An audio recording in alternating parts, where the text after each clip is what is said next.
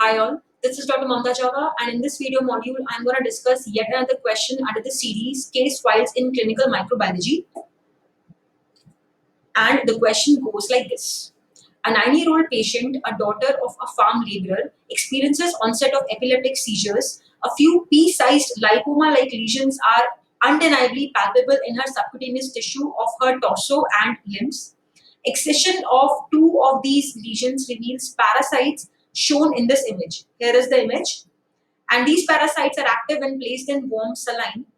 MRI demonstrates similar lesions in the CNS, and an immunoblot assay is positive for the suspected parasitic disease. Of interest is the discovery of TNET ova in the stool of her father. Which parasite is most likely the cause of this child's illness? Guys, so the options are Diphyllobothrium latum, Echinococcus granulosus, Taenia saginata, and Taenia solium. Now, what do you think is the answer?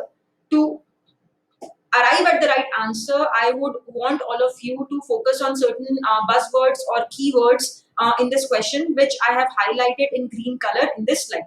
So we have a patient with presentation of seizures, and a few pea-sized lipoma-like lesions were appreciated in the torso and limbs, excision of which revealed something like this, which you are seeing in the picture. Now, guys, this picture tells it all. It is a telltale picture of what? These are nothing but the larva of something. Larva of which parasite? These are actually the larvae of Taenia solium, and very importantly, Taenia ova were discovered in the stool of her father.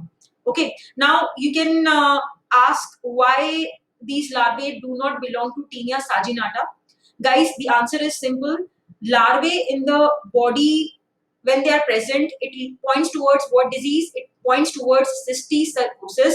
The term cysticercus itself means larva. Okay, so the presence of larvae in human body is suggestive of the disease cysticercosis, which is caused by Taenia solium and not Taenia saginata. Okay, it appears to be a very simple question, but I have picked up this topic for the discussion of this clinical module because students often get confused a lot between the infective form of tinea, of intestinal teniasis and cysticercosis. So I have picked up this question for this very reason, and I hope by the end of this video module there is no confusion whatsoever. So be with me till the end of the video. So the answer already I have mentioned. It is Taenia solium. So guys,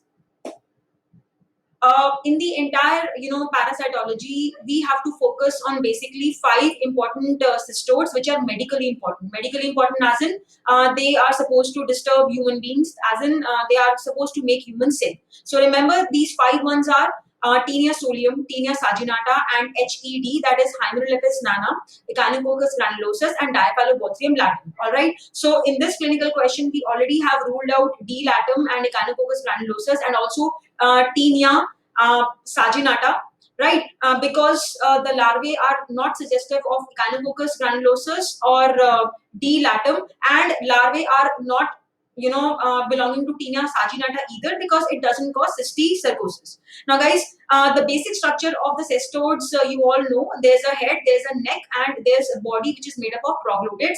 Cystodes are also known as tapeworms. Now in this picture, we can see the heads, also known as colex, of Taenia solium and Taenia saginata talking to each other. Now I want you all to appreciate the morphology of the heads of both of these organisms. On the left we have Taenia solium, and on the right we have Taenia saginata. Okay, so solium is telling what? Solium is basically flaunting its power. It says, well, I'm more powerful than you, and this is perceived as arrogant behavior by Taenia saginata. You know why?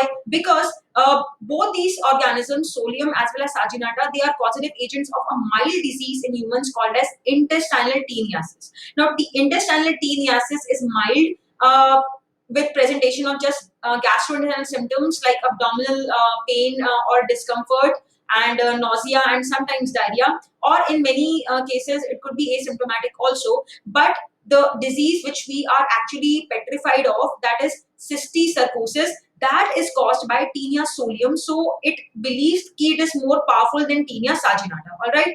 Now the other important thing which I want you all to note from this figure is that you can see a projection arising out of the head or the scolex, that is rostrum, which is there in Taenia solium and not in saginata.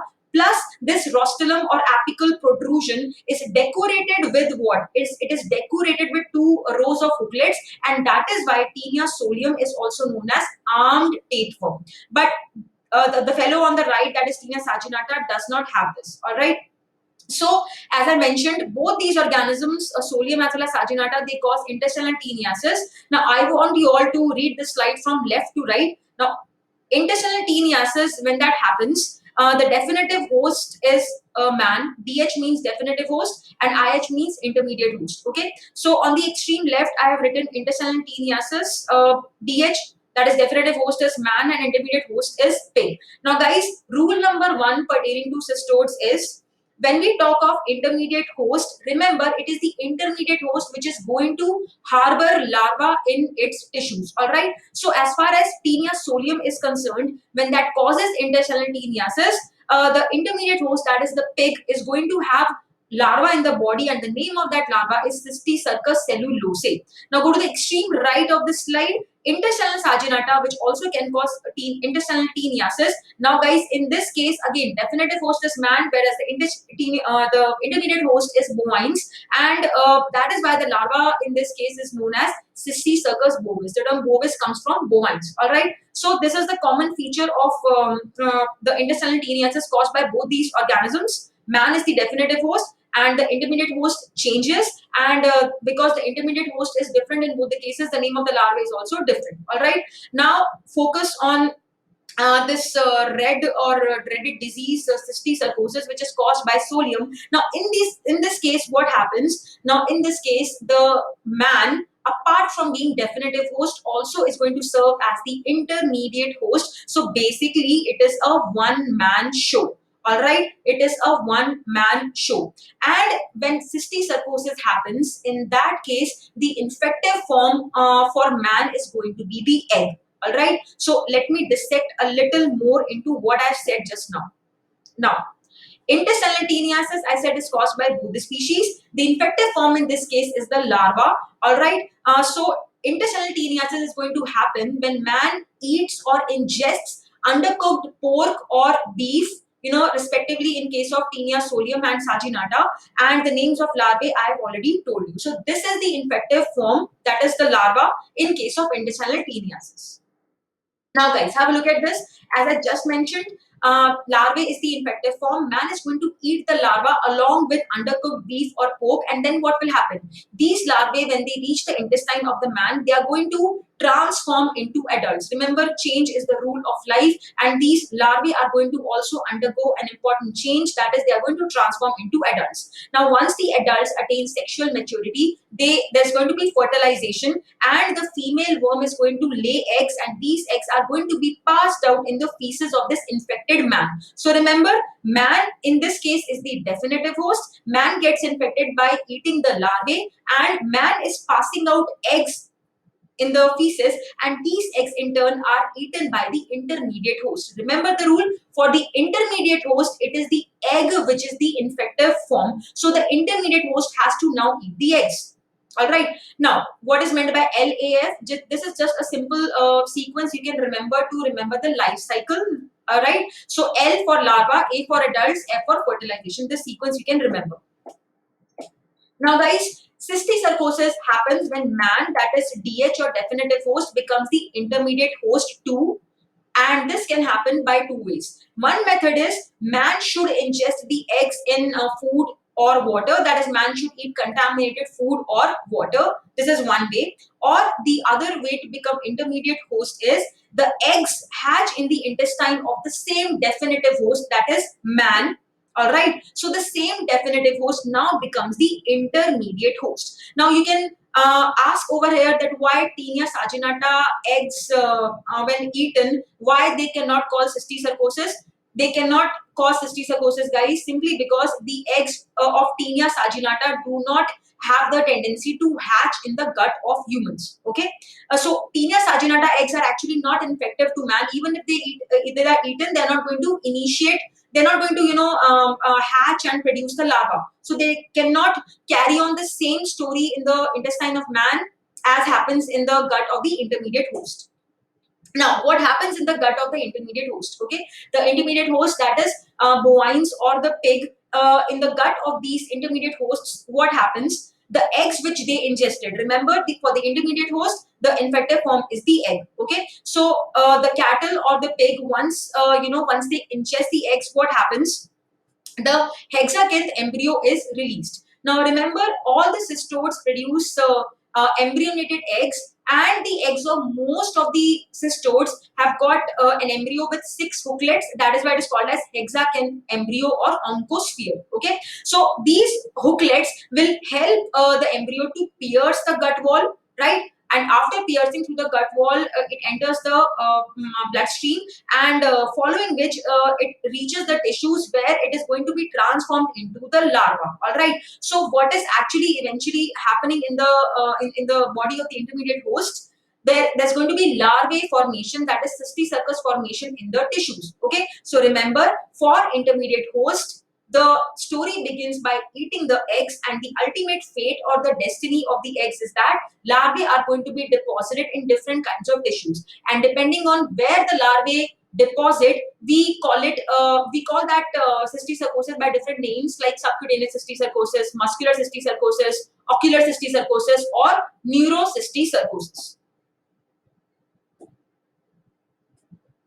All right, so this is a very good picture showing the scolex or the head of Taenia solium. You can clearly appreciate the hooklets over here. All right, so this is the egg of Taenia species in saline mount. You can see these black lines representative of the 6 hooklets. Now, guys, this is a mnemonic which you can remember. Uh, this fellow lies, and that is why the nose has become longer. Of course, nobody should ever lie. But over here, you can remember lie to your rescue for remembering what actually is happening in intermediate host. Now, remember L for larva, I for intermediate host, and E for egg. Now, guys, for the intermediate host, the infective form is the egg. Remember, E for egg, E for eaten. So, intermediate hosts eat the eggs. So, egg is the infective form for them. And I just explained that intermediate host is going to harbor the larvae in its tissues. So, we can say that larvae live inside the body of the intermediate host. Okay, so the larva lives on in the intermediate host. All right, so as I just said, wherever larva gets deposited, there depending on the tissue where it is deposited, we'll get that kind of cysticercosis. All right, cysticerca in the brain, neurocysticercosis. So this fellow ate pork with a fork, right? And the eggs are being passed out in the feces. Now there's a reason why I have chosen yellow color to draw the eggs in the feces, because as a rule, please remember, the eggs of all the cystodes are bile stained. All right, except one, that is Hymenopus nana. Remember, Nana ji is absolutely neat and clean, devoid of bile staining. So the only cystode which has got non-bile stained egg is what? It is Hymenopus nana. Now over here, I'll tell you another rule. 5 cystodes names I already mentioned before in the video. Now remember, this in all the cystodes we have a pattern of one definitive host and an intermediate host. All right, but this pattern is not followed by Nanaji or H Nana. That is, Nanaji is independent. In other words, Hymenopus nana has got man as both the definitive host and the intermediate host. There is no concept of definitive host or intermediate host in case of Hymenopus nana, whereas in all the other cystodes, you've got separate definitive host and separate intermediate host. All right. So cysticerci can deposit in the muscles also, in which case we are going to call it muscular cysticercosis. All right. Then another very important fact about Taenia solium, which causes cysticercosis, is this is one example where one example of a parasite where auto infection is seen. All right, the eggs which are passed out in the feces, they can again, if proper hygiene is not being maintained, they again can be eaten by the infected individual. Or of course, as I said before, the eggs can also be eaten in contaminated food or water. So remember, this Taenia solium also is an important example of auto-infection.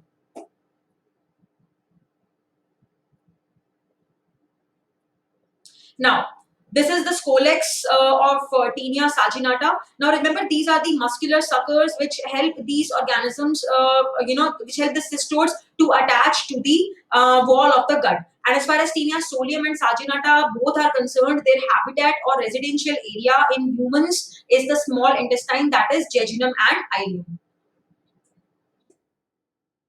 Now, this is the picture showing Cysticercus cellulose surgically removed. Right, this is the actual picture, and this is the picture which was there in the clinical vignette. Okay, which we discussed in the beginning.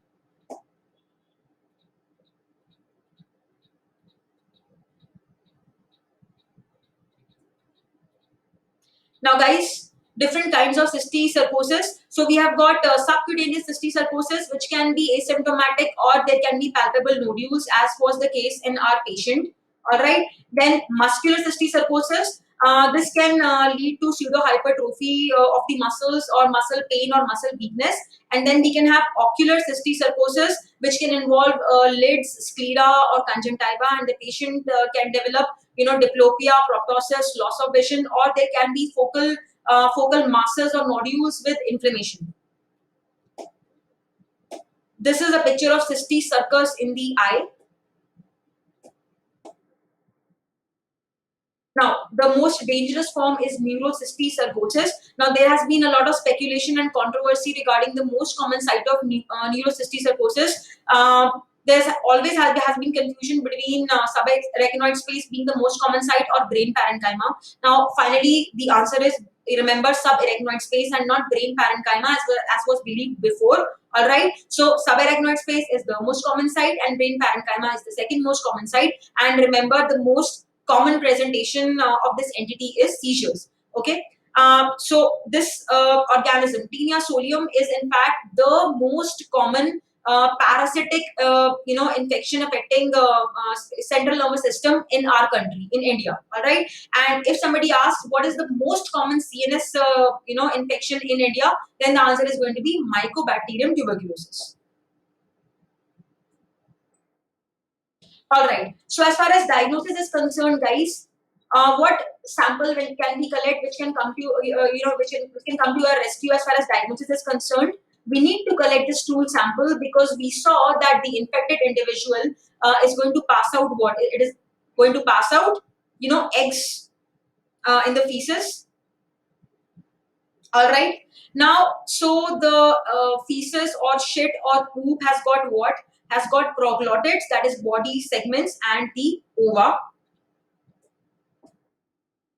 Now, the eggs of Saginata and Solium are, microscopically indistinguishable. But there is one simple microscopic one simple staining method which can tell you which species the egg belongs to, and that is modified Zn stain. And on modified Zn stain, Taenia saginata eggs are found to be acid fast, whereas the eggs of Taenia solium are not acid fast. And I told you previously also that both the species have got bile stained eggs. All right.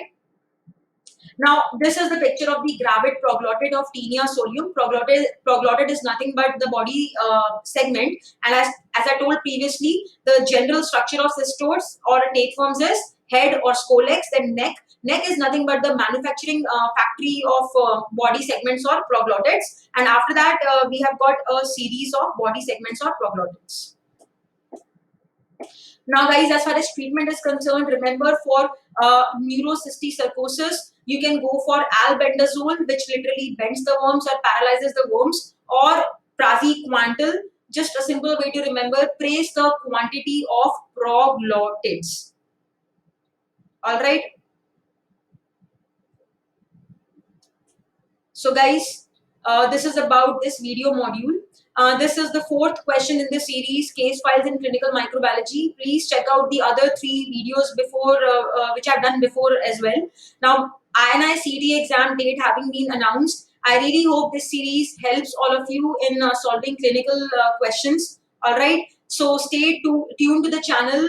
Please, if you like the video, please hit the like button and also hit on the subscribe button and push the bell notification icon also, so that you get notified of any other videos which I'll do in future.